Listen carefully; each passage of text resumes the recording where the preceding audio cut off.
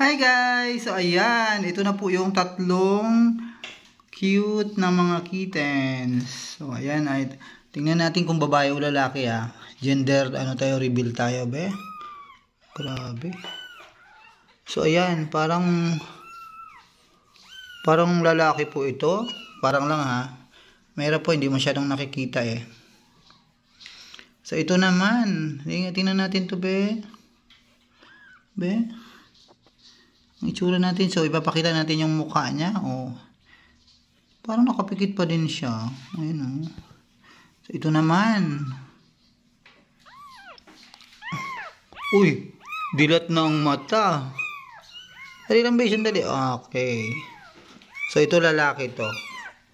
Hoy! Ano? Huwag ka nga makulit dyan. Kinukuha ni Winky yung anak niya. So, ayan. Paano na yan? Ito si Winky.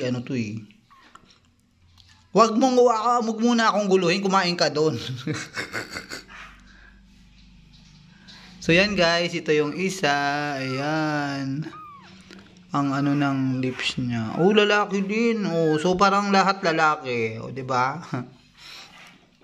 So, ayan. Wag mo. Ito si Winky. Gusto niyang tangayin yung mga baby niya. So, yan guys. Hindi naman ako kasya dito. Mga baby lang.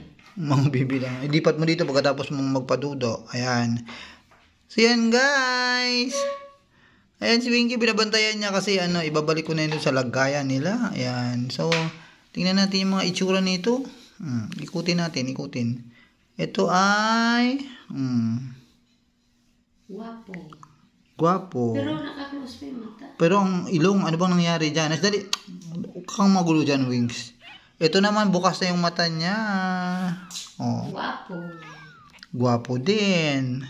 Ito din, kamukha ni Winky. Mabuti na lang yung uso. Pink. Ito si Winky, tingnan mo yung uso nito. Patingin nga ang uso. Wow! Kaya si Winky pangit. Buti na lang yung bibi niya. Guwapo. So yan, inapi na si Winky. So yan guys, gusto ko sana dito sila kaso nga lang si Winky nililipat naman. So yan guys. Ayan, ilang days na ba sila? Parang 10 days na ata to. Wala pa ba? So yan, check natin kung ilang days na to sila. Pangalawang araw yun yung pasok ko Tuesday. So yun guys. Ayan Hey!